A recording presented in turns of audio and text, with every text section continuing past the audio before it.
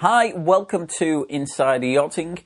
This is the full-length review of Motor Yacht Island Roma. She's a beautiful 2006 68-foot West Bay Sonship. Don't see a huge amount of these on the market anymore. This one is here in Florida. It's asking $1.75 million.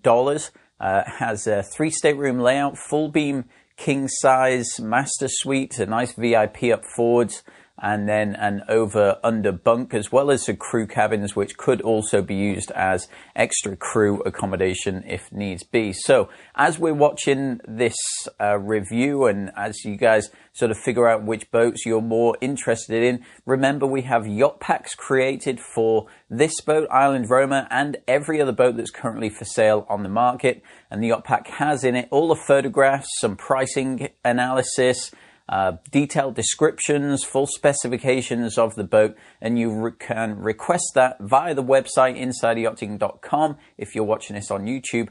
Over on the right hand side there's a yacht pack request button. Leave your name, your email address, and the name of the boat you're interested in, and we'll get that to you right away. So let's take a look at Island Roma. Now we'll get straight into the photographs here. Now again, this boat, we just saw the review of Dealership, which was 70-foot Princess 2005. That was in fantastic condition. This is another one of the same era, 2005, 2006, that's also been very, very well maintained.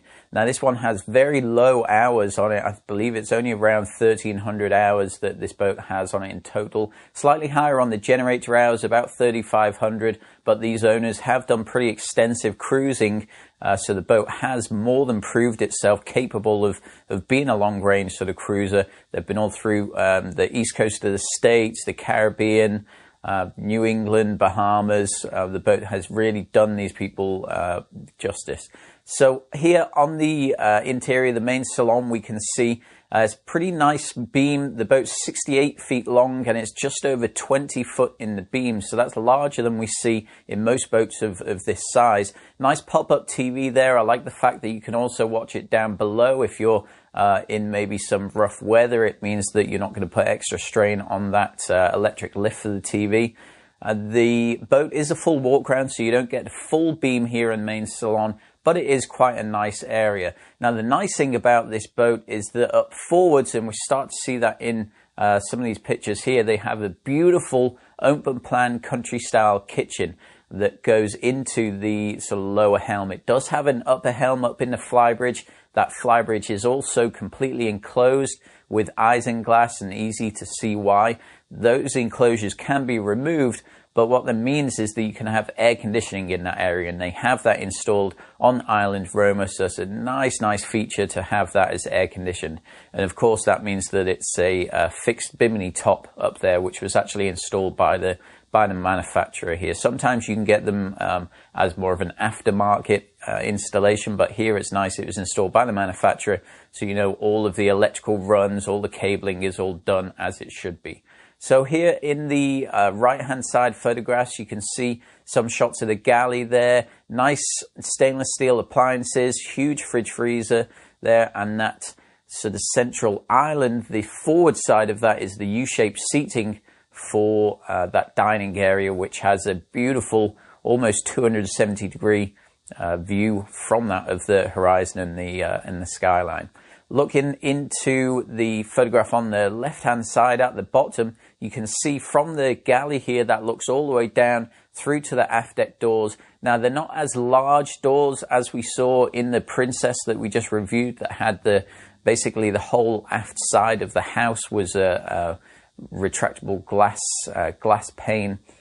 Here it's more of a sort of a solid structure, a bit more of a classic design. But you can see there's nice open plan runs all the way through to the back there, and indeed nice open stairwell up to the Flybridge too. Some more shots of the galley there. You can see there's a pretty large seating area. You could get 6 to 8 people around there fairly comfortably, and then you have the 2 helm seats that are facing forwards there as well. Moving into the guest accommodation, we see at the bottom on the left-hand side, that's the master cabin. So it's a full beam master cabin. They don't have the large hull side windows here as we see on some of the European manufacturers, but a nice center king-size bed, nice flat-screen TV there as well, and a nice large almost full beam bathroom here as well, ensuite head. So nice room, great features. The head height in here is pretty high. This is underneath that sort of pilot helm area.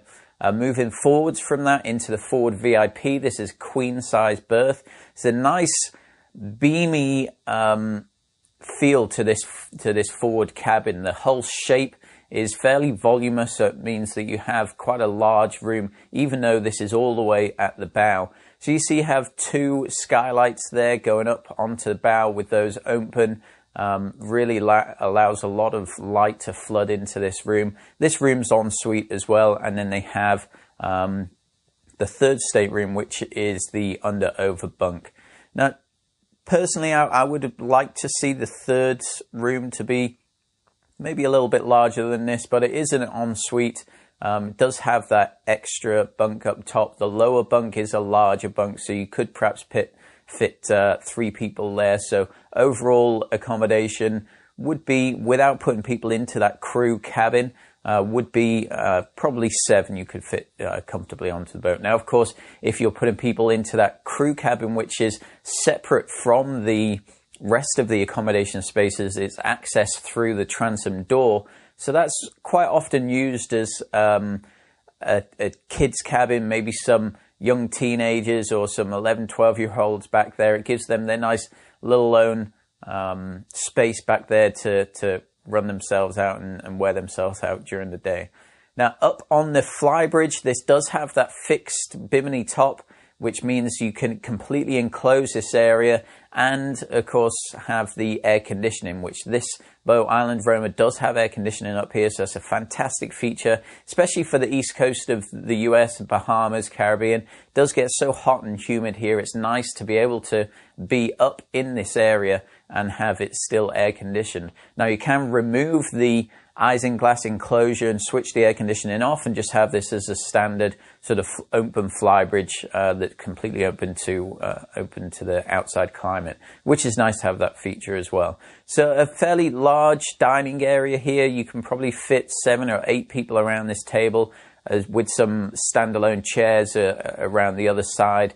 There is the fixed seating, of course. 2 helm chairs up here, and then have all of the usual chart plotters, GPS, AIS system that you would expect to see on a modern boat.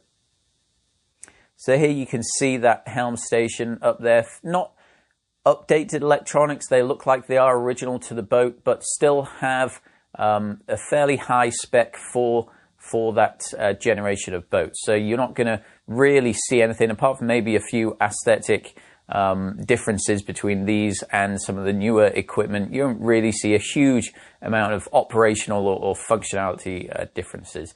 Now, the boat does have a nice sized tender on it. It's a 13.5-foot wide body rib, has a 4-stroke 60 horsepower on the back. That looks to be in great condition. It's always seems to have been maintained. You don't see any of that molding, which quite often happens to the tubes of the ribs when they've been covered up for long periods of time and not opened up and really aired out.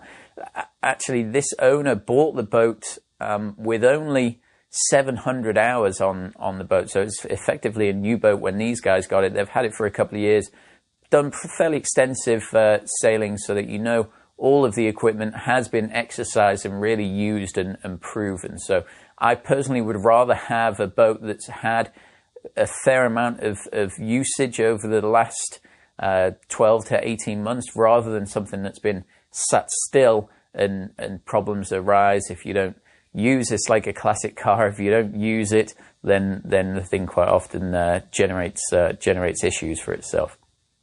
So looking down onto the aft deck, nice fixed seating there. This doesn't have a solid stairway going up to the up to the Flybridge like we saw on some of the other boats that we've reviewed. This is more of a ladder setup, but of course the knock-on effect of that is it gives you much more usable space down on this deck that isn't taken up and cluttered with that large molding for the steps. A nice teak down here, nice fairly large table on the aft deck, and there are some running shots at the end there as well. So very nice boat, very well suited to the East Coast and the islands. Has only a 5.5 foot draft, so real great boat, nice volume with that just over 20 foot beam.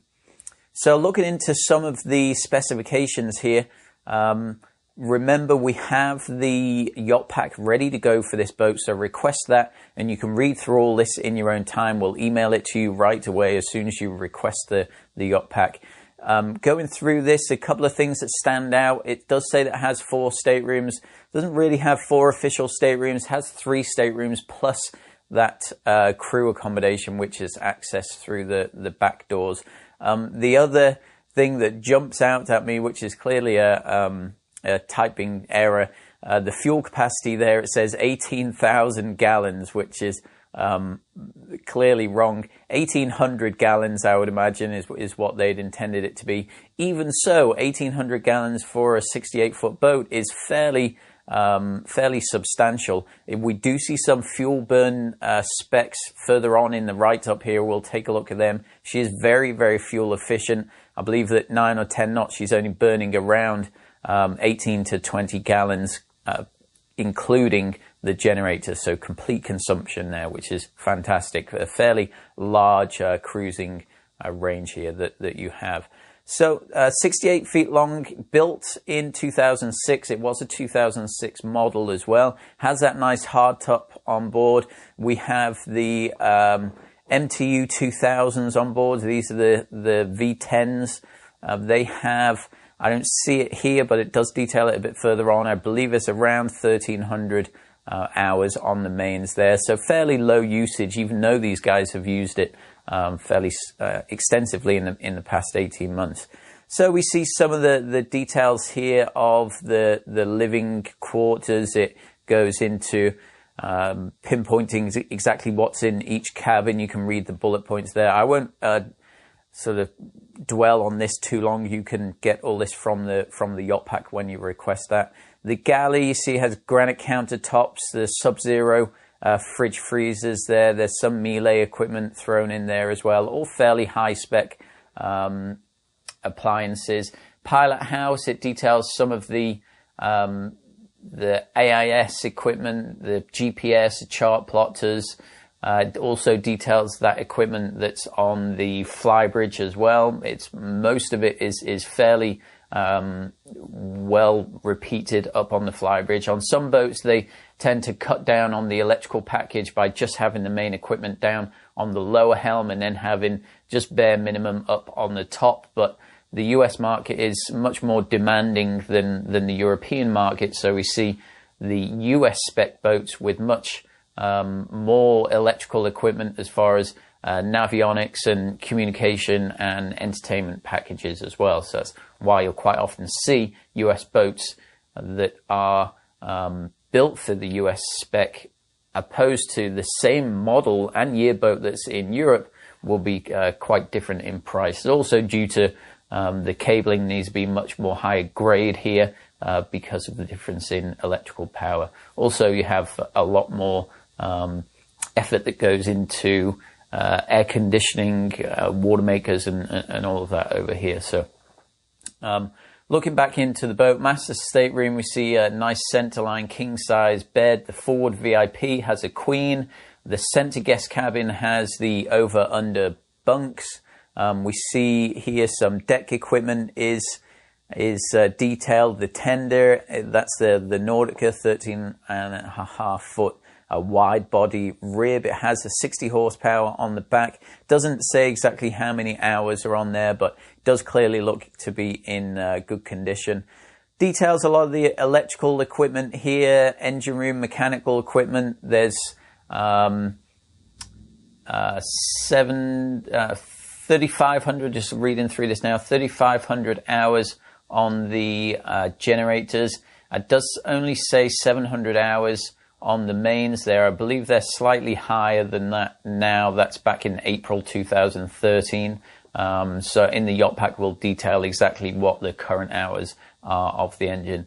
Pilot house electronics, we see the Ray Marine chart plotters, radars, depth sounders. The AIS system is through Ray Marine equipment as well. We see Furuno up there, the Icon VHF, everything that you would expect to see on a modern boat. As I mentioned before, the electronics, although they look to be original to the boat, they were fairly high spec at that time.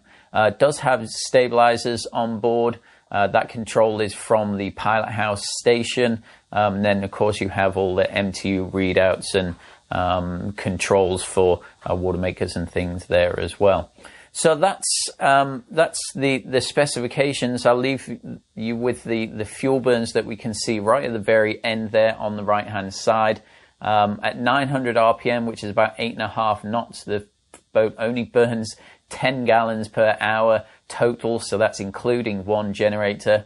You're probably likely to run at around 9 to 10 knots. 8.5 is a little bit slow, but 9 to 10 knots, she's burning 18 to 20 gallons per hour, which even that is very, very fuel efficient. For an MTU engine, typically they're not as fuel efficient as the more modern MTUs or the modern cats even. So that's fantastic fuel burn for this age of boats. So fantastic boat, very, very well kept, beautiful on the interior. If you're looking for a 3-stateroom layout boat that has capabilities of going from here down through the islands and even further afield, this is a great option. Nice fuel and water capacities on board. It also has that water maker on board as well. I believe the water maker is about 40 gallons per hour, which work out to be